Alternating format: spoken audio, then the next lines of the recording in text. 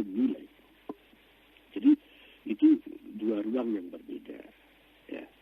Nah, kalau terkait kepada kasus yang diangkat oleh beliau yaitu kakaknya, ya mudah-mudahan cara pengobatannya benar dan akhirnya penyakitnya juga berkurang. Mudah-mudahan itu kan yang diharap. Ya karena kita belum tahu masalah persisnya, ya kita hanya bisa mudah-mudahan loh. Kita mau menyalahkan juga nggak bisa, nggak punya data, nggak punya argumen.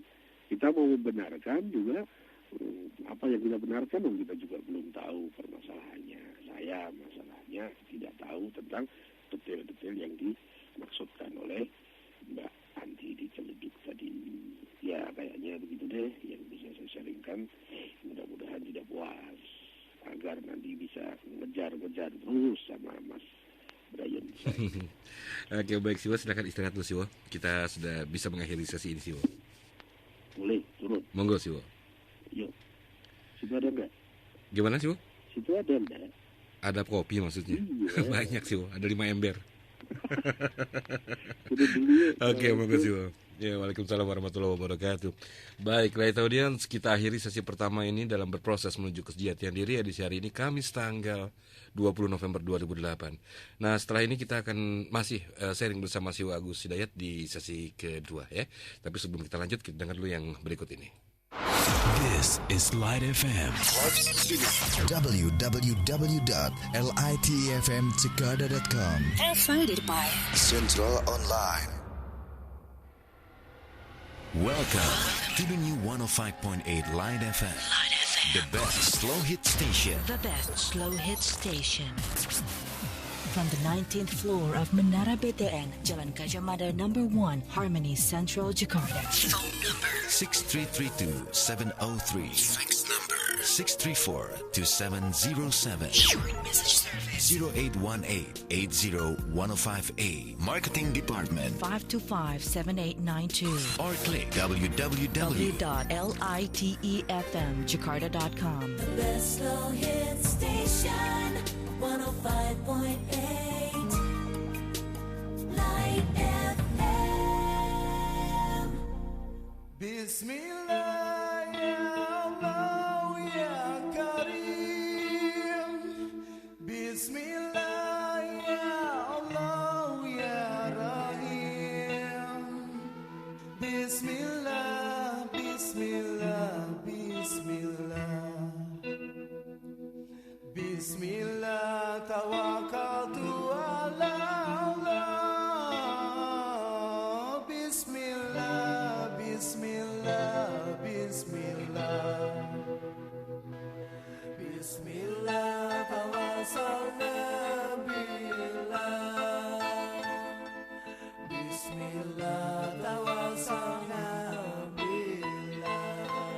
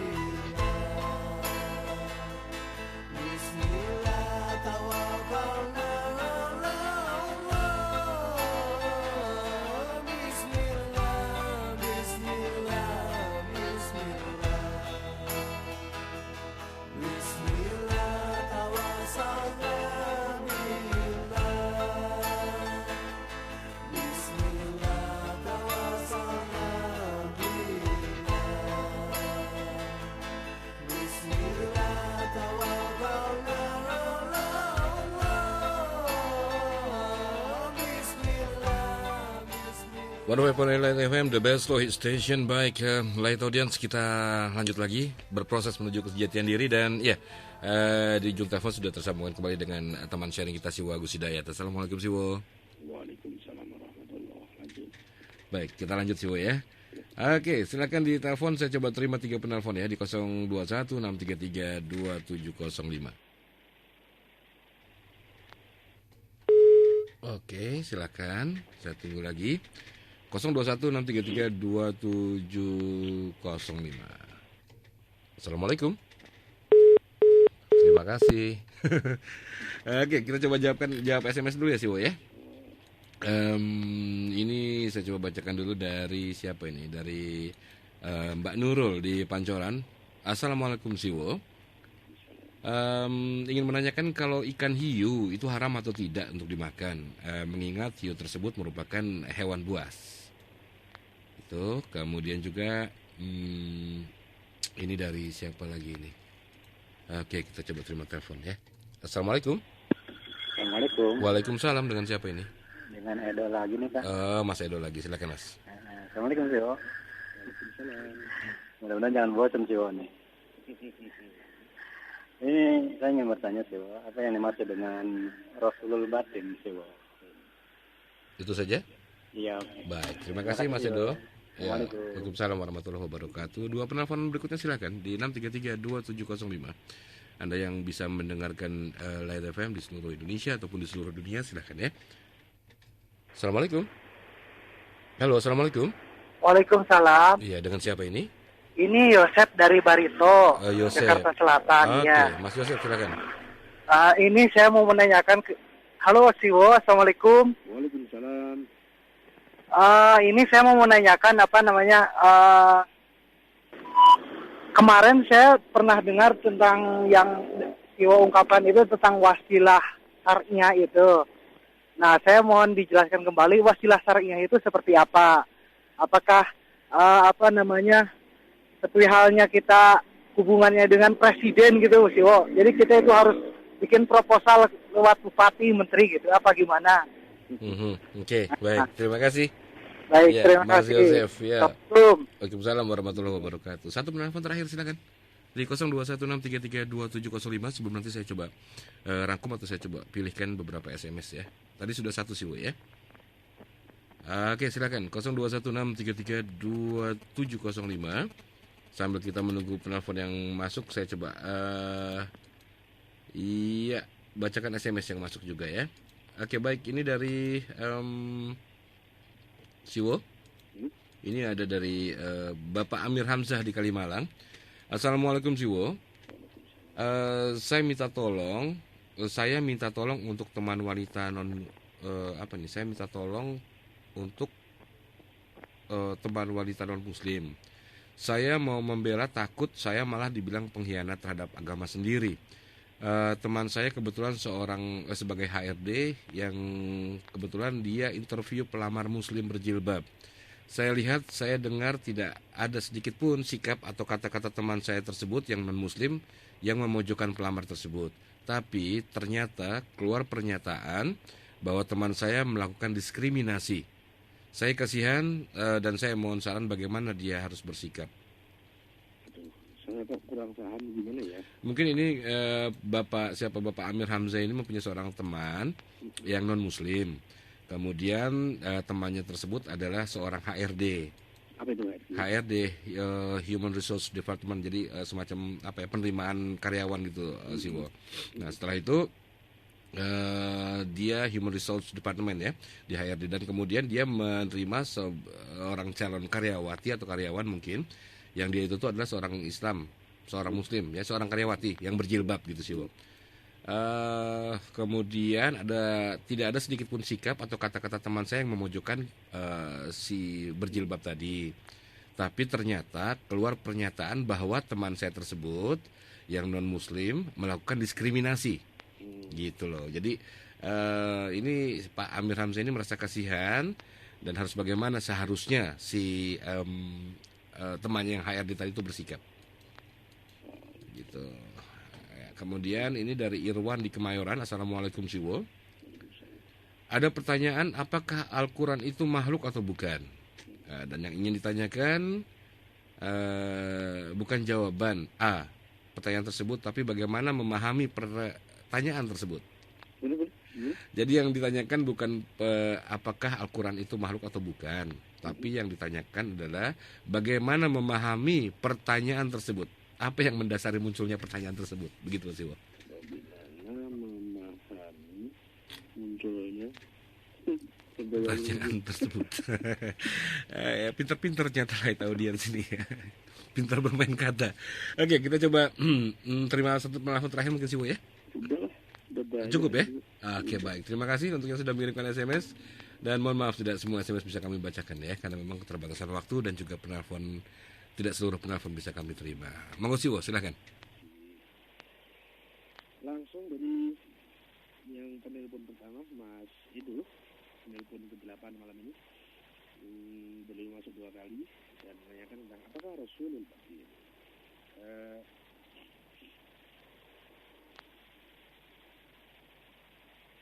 Saya kayaknya perlu sedikit menekankan bahwa Rasul itu ada makna istilah yang menjadi pangkat gitu. Ya. Sebagaimana yang kita pahami sehari-hari di masyarakat bahwa ada Rasul Allah, ya, ada yang secara terminologis dia merupakan jabatan, ya. Tapi ada dari makna harfiah, ya, dari makna etimologis, ya, Rasul itu utusan. Utusan itu tidak harus pangkat. Jadi kita bedakan, yang satu itu jabatan spiritual, yang satu adalah sebagai kata keterangan, kata sandang kali ya, bagi kompetisi. Nah, kurang lebih begini, bahwa Rasul itu makna harfiahnya adalah utusan. Pada saat diangkat istilah Rasulul Batin, nah di sana ada pasangannya, yaitu Rasulul Zahir, Rasul yang nyata dan Rasul yang tersembunyi. Rasul yang Rasul yang memang punya pangkat Rasul itu disebut sebagai Rasulul Zahir. Nah, Rasul Batin itu utusan Allah yang sudah diutus, yang itu ada pada setiap diri manusia. Jadi di dalam diri kita ini, setiap kita itu di sana ada utusan Allah yang dia selalu mengajak kepada kebenaran, selalu mengajak kepada surga, selalu mengajak kepada penghambaan kepada Allah. Nah, itu Nabi yang disebut Rasulul Batin itu di banyak banyak manuskrip Jawa itu yang disebut dengan guru sejati. Nah,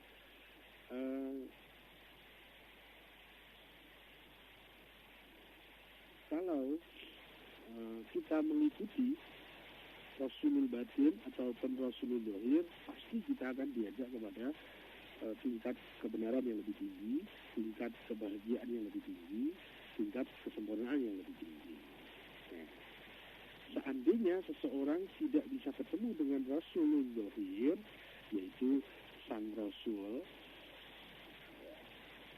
Rasulullah Muhammad misalnya, sallallahu alaihi wasallam, seandainya pun orang tidak bisa ketemu dengan Rasul utusan Allah yang diberi jabatan sebagai wakil Allah itu, setiap manusia itu sudah dikirim Rasul kecil, Rasul batin. Ya, jadi meskipun manusia tidak ketemu dengan Rasul pun, dia masih sangat punya kesempatan untuk bisa baik. Manakala dia mengikuti Rasul batin yang ada dalam dirinya. Nah, itu nanti Rasul batin itu sering disebut sebagai fitrah, sering disebut sebagai nurani yang selalu bercahaya, juga kadang disebut sebagai hati kecil, dan dalam bahasa yang lebih teknis disebut dengan akal, yaitu sesuatu yang selalu mengajak menghamba kepada Allah, bersyukur kepada Allah, dan selalu mengajak kepada kebenaran, dan dia selalu membenci kepada keburukan. Ya, itu tentang Rasul batin. Nah, Rasul batin itu akan menjadi sempurna manakala dia dibimbing oleh sang Rasul yang zahir. Ya. Jadi kalau tanpa Rasul zahir ini bisa kemungkinan orang bisa baik, tapi sulit, perjuangannya jauh lebih sulit. Akan jauh lebih mudah manakala sang Rasul batin ini dibimbing oleh sang Rasul zahir, dan sang Rasul batin itu kita jadikan komandan dalam hidup kita. Kurang lebih begitu. Kemudian Mas Yusuf, penelpon ke-9. Yang dimaksud wasilah syariah itu yang seperti apa? Apakah sebagaimana hubungan kita kepada presiden, gubernur, bupati, dan lain-lain? Ya mungkin sebagai analogi untuk mempermudah pemahaman mungkin bisa. Ya, jadi di sana ada bentuk hierarki. Ada bentuk hierarki. Nah, di dalam wasilah, prinsip wasilah yang saya pahami itu di sana juga ada bentuk hierarki. Misalnya begini, satu pemahaman yang mudah terhadap wasilah. Untuk terjadinya akibat itu butuh satu wasilah. Apakah wasilah untuk menjadi akibat? Yaitu sebab. Jadi sebab merupakan wasilah untuk terjadinya akibat. Sering juga dikatakan bahwa wasilah itu terkait dengan prinsip keperantaraan. Iya sih. Wasilah untuk lahirnya kita di dunia, wasilahnya adalah ibu dan bapak, orang tua. Ya. Nah, di dalam dunia yang lebih serius, dalam dunia spiritual, itu juga ada grup-grup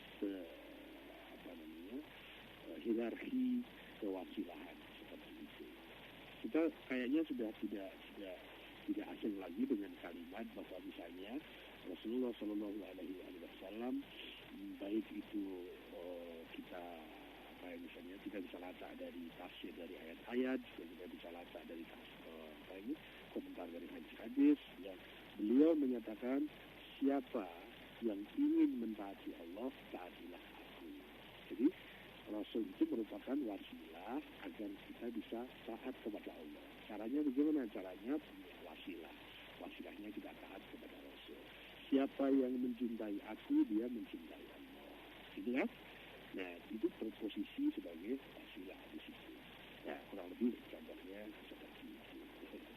Nah, apakah itu sebagaimana kedudukan kita dengan presiden dan sebagainya? Sebagai analogi boleh, tapi tidak persis seperti itu. Lebih rumit lagi kayaknya. Itu, dan kita masih sisa ada SMS 1, 2 ya. Dari Mbak Nurul, beliau mempertanyakan tentang hukum ikan hiu. Oke, Mbak.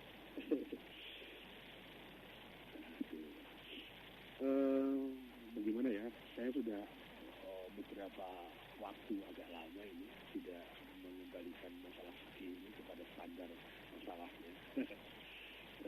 Bagaimana hukum ikan hiu itu haram atau halal? Mari kita kembali kepada dokter fikih kita masing-masing. Karena kita ini akan hidup bisa lebih tertib manakala kita hidupkan hukum sebagai supremasi agar kita bisa tertib, dan hukum kalau kita ingin supremasi hukum sebagai kita penganut agama Islam, maka yang harus kita supremasi hukumnya itu adalah hukum fikih. Nah, untuk kita bisa meletakkan hukum itu pada proporsionalnya, manakala hukum itu dikeluarkan, difatwakan, diistimbatkan, disimbolkan oleh orang yang berwenang. Manakala kita menyandarkan masalah-masalah hukum tidak kepada orang yang berwenang, itu justru kita menyalahi dengan kalimat supremasi hukum itu. Kalau kita ingin mensupremasi hukum terhadap kemusliman kita terkait dengan masalah hukum fikih, mari hukum fikih ini bisa kembalikan kepada orang yang berwenang. Minimal adalah mujtahid, dan itu sebagai tangan kanan yang diberi hak oleh syariat untuk merumuskan hukum fikih. Itu pun manakala kita tidak bisa ketemu dan akses langsung kepada ahli Quran. Kalau kita langsung bisa ketemu Rasul, ya tidak perlu dong lewat mujtahid. Ya, Tapi manakala kita tidak bisa ketemu orang yang lebih tinggi dari mujtahid, maka minimal kita harus menunjukkan hukum itu kepada mujtahid, bukan kepada lain yang di bawah levelnya. Jadi itu saja yang saya bisa jawabkan kepada Mbak Nurul. Semoga cari menurut kepentingan siapa yang memenuhi syarat sebagai mujtahid, dan kemudian kita rujuk hukum-hukum. Mas Amir Hamzah minta tolong, jadi punya teman sejawat yang menerima calon pegawai baru perempuan berjilbab.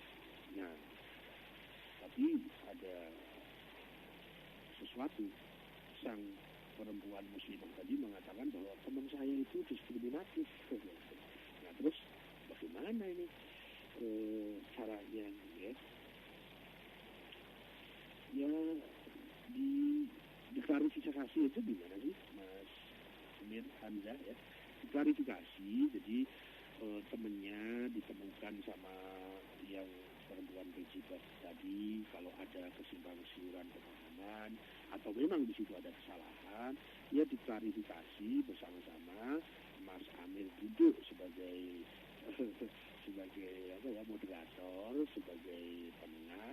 Sebagai penengah itu harus bijak, kalau tidak bijak nanti juga tidak lucu melihat salah satunya, ya. Jadi diklarifikasi saja ini, dan sepanjang yang terlintas dalam pikiran saya itu yang terpenting, klarifikasi kedua belah pihak dan saling memberikan hak suara dan hak pembelaan diri masing-masing harus seimbang dan proporsional. Baru kemudian kayaknya nanti bisa clear begitu. Kalau memang ada yang salah, ya kita fair saja mengakui kesalahannya, dan yang merasa tidak bersalah ya memaafkan deh. Yang merasa bersalah misalnya. Kurang lebih seperti itu teorinya. Praktiknya tidak mudah. Dan yang terakhir dari Mas Irwan di Kemayoran. Ini pertanyaannya sangat unik. Al-Quran itu makhluk atau bukan? Tapi yang dipermasalahkan bukan pertanyaannya itu, tapi kira-kira bagaimana kita cara memahami kenapa pertanyaan itu muncul. Ya mestinya saya yang harus tanya sama jenengan, kan yang bertanya jenengan. Atau kalau ada orang yang bertanyakan, mungkin motivasinya bisa macam-macam. Apa yang memotivasi sehingga pertanyaan ini muncul? Nah, itu bisa macam-macam. Aduh, saya tadi lupa ya. Mic-nya yang saya kecilkan justru mic saya. Mas Indra. Ya sih, Wo. Suara saya kecil banget tadi ya. Tadi kecil, makanya saya coba besarkan dari sini. Tapi sekarang udah bagus. Iya deh, ya. Terima kasih. Saya lupa, keliru nih. Yang saya kecilkan malah yang punya saya. Jadi gitu Mas Irwan. Kalau bagaimana kira-kira yang memotivasi memunculkan pertanyaan itu? Nah, sampai tanya aja kepada yang tanya. Itu yang motivasi Anda kok bertanya seperti itu apa gitu ya. Nah, tetapi kalau dalam kajian-kajian tauhid ini, kenapa muncul pertanyaan itu? Ya, biasanya itu terkait dalam rangka untuk memahami ma'rifah yang lebih tinggi kepada Allah. Nah, pertanyaannya nanti adalah mungkin lebih terkait kepada antara Allah, antara zat dan sifatnya. Nah, Al-Quran itu masuk ke sifat atau ke zat.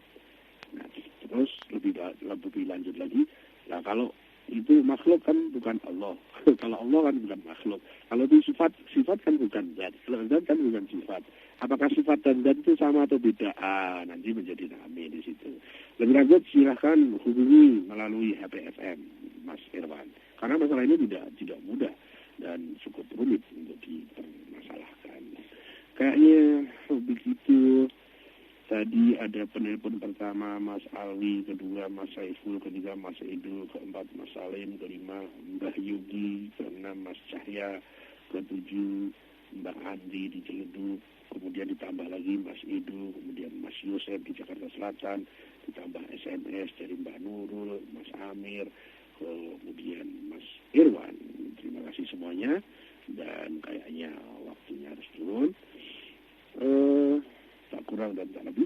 Terima kasih dan mohon maaf.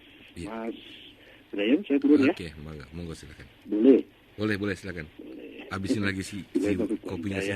Assalamualaikum warahmatullahi wabarakatuh. Waalaikumsalam warahmatullahi wabarakatuh. Terima kasih si Wagus Hidayat dan Light Audience. Dengan demikian berakhir sudah acara berproses menuju kesejatian diri edisi hari ini Kamis tanggal 20 November 2008.